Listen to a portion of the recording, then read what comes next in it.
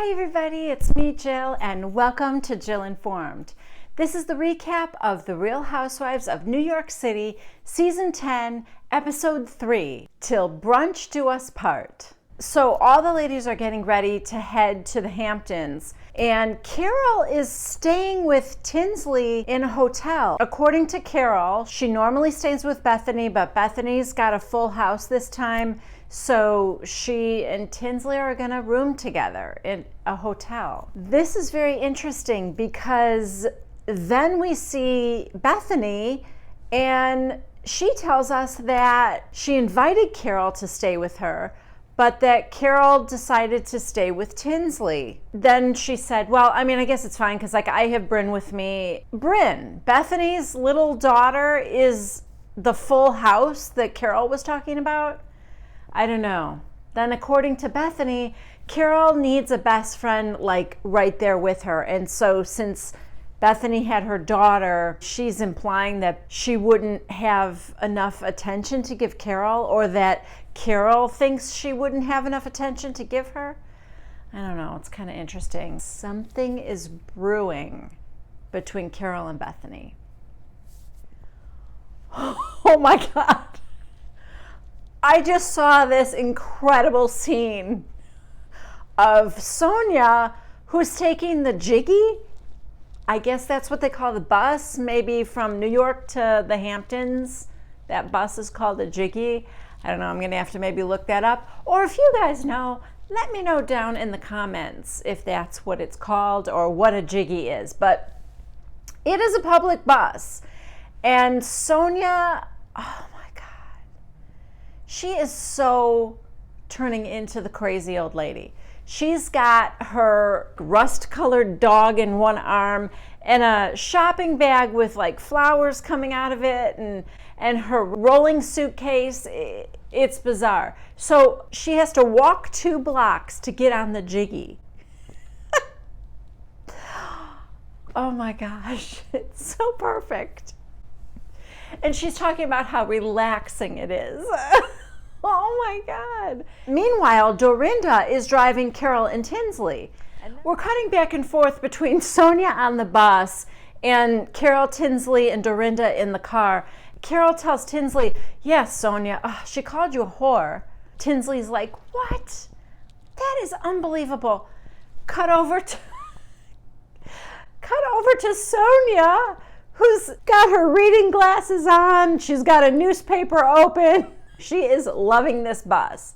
Okay, now we see Luann, who's in her sporty little Mercedes, and she's already in the Hamptons. She's in Sag Harbor, going to a gourmet specialty shop, and she's asking the owner to put together a gift basket for Bethany, whose birthday is coming up.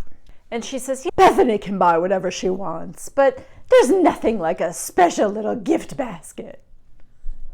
Yeah. That's right. Bethany's not going to want your gift basket. So Sonia and the Jiggy arrive in Southampton, and she calls Luann and says, I'm here. I just have to pick up my car now. So this was confusing. I don't know. Sonia's got a car that she keeps there that belonged to a friend, and they passed away. I don't know. There's a whole long story there that I didn't quite catch. But she is staying with Luann. As you recall, Luann invited her. Now we cut back to Luann, who's at another store asking them, do you have a blender or a bullet, something like that? Yes, we do, ma'am, right this way. And she tells us that Sonia has given her this big laundry list of needs for while she's staying with Luann. What?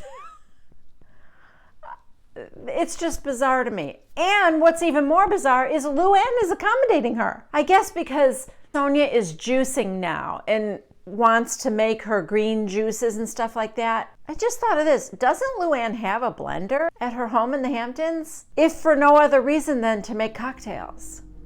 Okay, what is with the cars in this episode?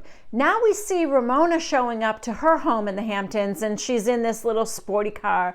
And she said, this car's very sexy, and I think I'm sexy, and it's powerful, and I think I'm powerful, and it's got a lot of energy, and I think I have a lot of energy, and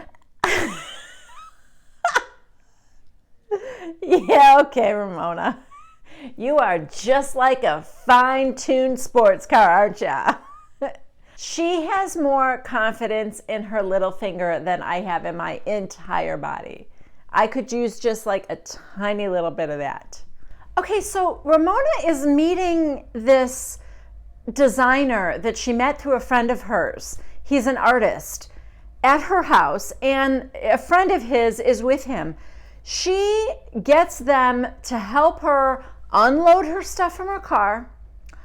They get in the house and she goes, can I be very brazen and ask you to bring that up to my room? Oh my God, he's not a porter. Ramona is crazy, but it gets better than that. She then is talking about her furniture and these chairs and stuff, and she's got them moving her furniture for her. Why am I surprised? This is Ramona. Okay, Sonia gets to Luann's house and they're talking about the girls, and Sonia thinks she's good with everybody. She thinks everything's fine. She thinks she and Tinsley are getting along okay. She knows there's a little something going on there, that she hasn't talked to her since she broke up with Scott, but I don't think she knows the fresh hell that awaits her when she sees the other ladies. Sonia said that as far as Carol, I texted her and I said, oh, I'm so proud of you for doing the marathon. I could never do that. That must be so hard. Congratulations. And 2 days later, I got a text back, thanks. And Luann said, well, that's the same thing that happened to me. I texted her. I congratulated her for being in the marathon, and the same thing. I just got a thank you. And Sonia goes, I just got THX. Just THX. And Luann goes, oh no, I got it fully spelled out. Okay, you win, Luann. Okay, so finally Dorinda and Carol and Tinsley show up, and they go to Ramona's house, and good God, Ramona still has the artist and his friend moving furniture all over the house. She's getting it ready for the party that she's having for Carol. They are still at it. And then the artist has these giant pieces of artwork of his, I guess, that I don't know if he's loaning her. I don't know if she purchased it or whatever, but there's one, I'll show you guys a picture of it, but it's got like yellow like lines going diagonal back and forth all over it. And these are giant pieces. Ramona says, I don't know, that one looks like it could be like fish all over the place, or maybe like straw going every which way. I don't know if I can figure that one out. That one's very abstract. And you know she is on his last nerve. He finally looks at her and he goes, they're all abstract. So now everyone is meeting at a restaurant for Bethany's birthday. Bethany shows up and she said, sorry, I'm like 10 minutes late. And the hostess says, would you like to sit down or do you want to wait for your friends? And she goes, is nobody here yet? No. So it's her birthday and she's 10 minutes late and she's the first person there. This is Mexico all over again. I don't know why Bethany is surprised. At 9 o'clock, Carol and Tinsley show up. A little while later, Ramona and Dorinda show up. And then a few minutes after that, Luann and Sonia show up. Nobody wants to sit next to Sonia. Well, Dorinda and Tinsley anyway. When they get there, Luann's giving Bethany a kiss and saying happy birthday, and they're greeting each other. And Sonia looks at Carol and said, oh my gosh, the marathon turned your hair gray. She's like blonde this year. And she's like, no, blonde, gray. It's gray. No, it's blonde. It's ash blonde, but yeah. Why would you say that to somebody anyway if you thought their hair was gray? You are not off to a good start, Sonia. Okay, wow. This is why I love New York City. These women get to it quick. We are in the thick of something going on between Bethany and Carol. Although I still maintain that there was something going on previously. Sonia, I don't know what she's thinking. After the whole comment about your gray hair, she then immediately gets on Carol about just texting THX. After she gave her this big flowery congratulations about the marathon. Bethany then says to Sonia, well, at least you got that. She didn't even reply to me. Carol goes, what are you talking about? And Bethany's like, it's fine. But I'm just saying, you at least got a THX. I got nothing. And Carol goes, wait, that's not true. Yeah, it is. And so they're going back and forth. Bethany pulls out her phone. Carol pulls out her phone to see the timeline of the texts. Because Bethany said, I texted you like 10 times. And she goes, oh, you mean like, are you done? Are you done? Are you done? That was like, I was running all day long. And she said, no, this one right here. You were running from 9 a.m. to 4 p.m. Oh my God, that's fantastic. Congratulations on finishing it. And that was at 7 o'clock at night. And Carol said, yeah. And right after that, I said, thank you. I'm exhausted. I don't know who's right. I think Carol might be, because Bethany sort of backed off of that. And I don't think Bethany backs off of anything. And then Ramona's like, Carol's really coming after Bethany. I'm happy to see it, because usually it's just me, and then I always get in trouble. So yeah, Ramona's kind of loving that Carol has like found her voice. And she has, like I told you, she and Tinsley, ooh, I can't wait to see what happens with these two this season. Luann and Bethany actually have a very cute moment. Luann tells Bethany that she was right about Tom and that she really wishes she had heeded her warning. She said, you know, I wish I didn't have the blinders on and that I would have listened to you. And Bethany goes, you want to say I'm right, don't you? And she goes, no, I don't. Well, yeah, I do. You were right. And Bethany's like, and they hug each other, and I don't know. New friendship between Bethany and Luann? We'll see. Okay, so Tinsley talks about Scott a little bit, and she said that they have been talking again and they're not like fully together, but there was like a little opening there to getting back together again. And I'm reminded that I wanted to tell you guys something. For Christmas, my husband got us tickets to see Andy Cohen and Anderson Cooper. I was so thrilled. So we saw them at the Chicago Theater. It was such a good show. The two of them, they talk about their stories, they talk about each other, they're really good friends. Anderson Cooper was funnier than I ever thought he would be, and he also was chattier than I thought he would be, but it was just, every part of it was so good. I will just say they tour together all over the place. It's called AC2, and if any of you guys have the means and the opportunity to see the show when they come to your area, it's well worth it. It was at least 2 hours long. It was just so fun. Anyway, what I wanted to tell you was that Andy Cohen said that his mom and dad were in the audience and that also Tinsley was in the audience. Now, I didn't see her in person, but, you know, the wheels are turning and I'm thinking, why is Tinsley here in Chicago? I wonder if she and Scott are back together. So maybe they are. I don't know. At least she was in Chicago just last week. So now out of nowhere, it seems, everybody else in the restaurant is gone. It's just the table of ladies. And Luann comes out with the waitstaff singing happy birthday to Bethany a la Marilyn Monroe. Happy birthday to you. Oh my God. Now the ladies are all up on their feet and dancing, and they've got on like fake glasses and noses, and yeah, things got wild fast. Okay, so the next morning, Bethany is meeting Carol and Tinsley for breakfast. I love the Hamptons. I've never been there. I love it's so quaint and cute, and I love this little breakfast place they're at. So they're sitting there first, and Bethany shows up and says hi to them, but they are deep in a conversation about Tinsley's eggs. Tinsley has apparently frozen some eggs under the advisement of her mother so that she doesn't have 40-year-old eggs that she's, if she wants to have a child. So Bethany keeps saying like 3 times, all right, I'm going to run to the restroom. I'm going to go to the restroom. And they're not even looking at her or acknowledging her. I don't know. It is very weird. Bethany keeps saying to the confession cam that Carol's got her new bestie, Tinsley, now, which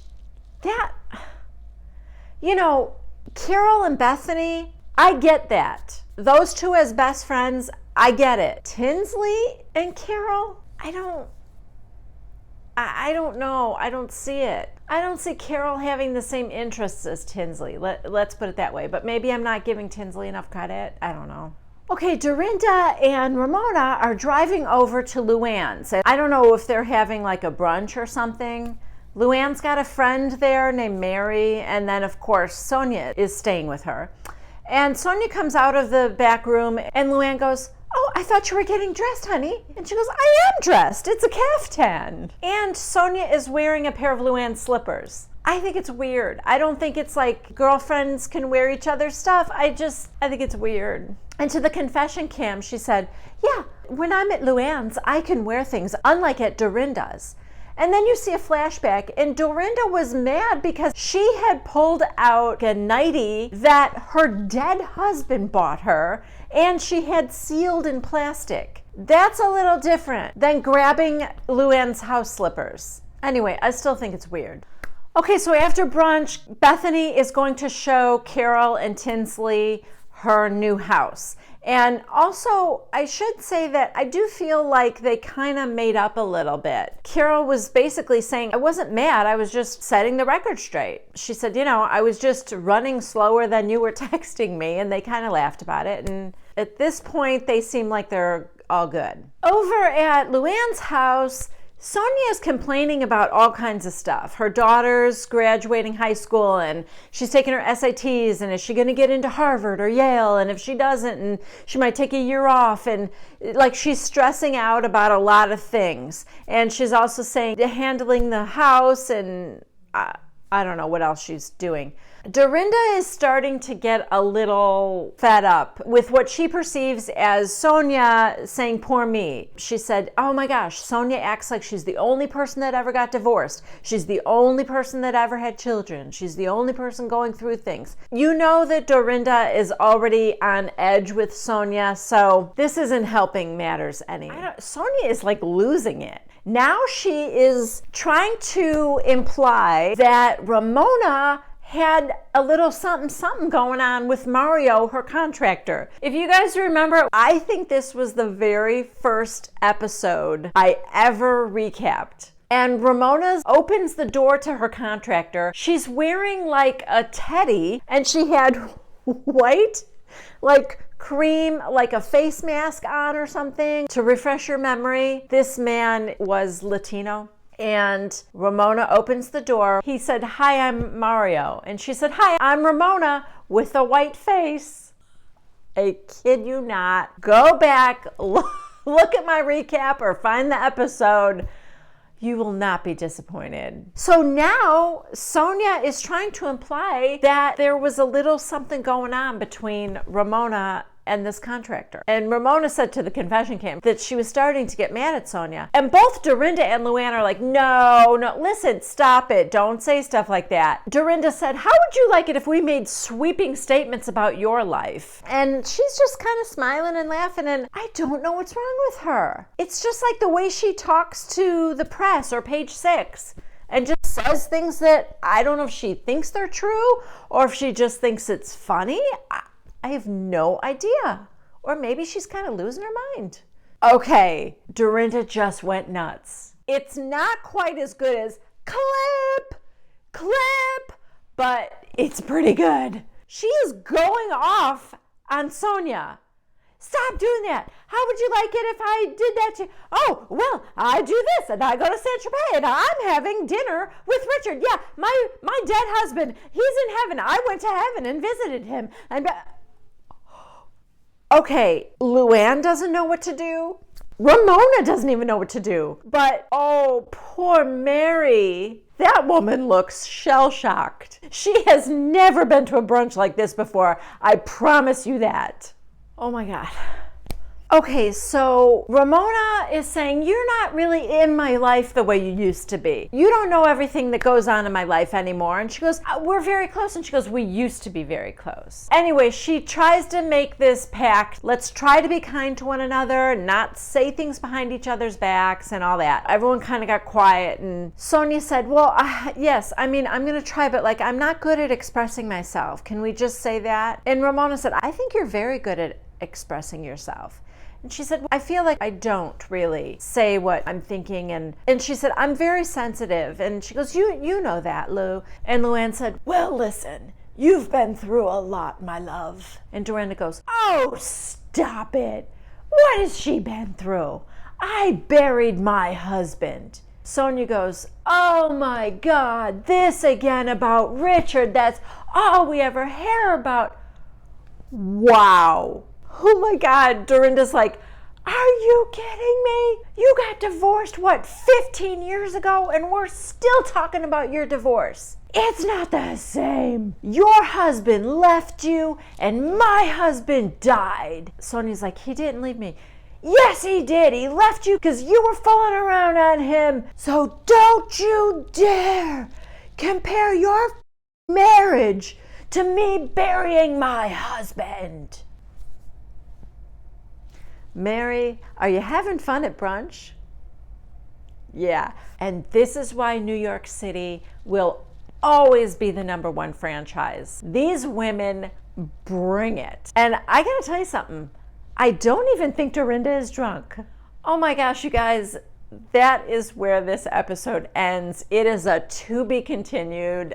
I can't wait. Thank you so much for joining me. I hope you are going to just love this season as much as I know I am. Please subscribe to Jill Informed if you haven't already. Please give this video a thumbs up if you liked it. Don't forget to leave your comments down below. What did you guys think? Are you Team Dorinda or Team Sonia? I mean, that was quite an epic battle at the end there. Let me know whose side you're on. Let me know what you're thinking. I love to hear from you guys. I'll be back next Wednesday at 1 p.m. Central Time for the next recap of The Real Housewives of New York City. I'll see you then. Bye-bye.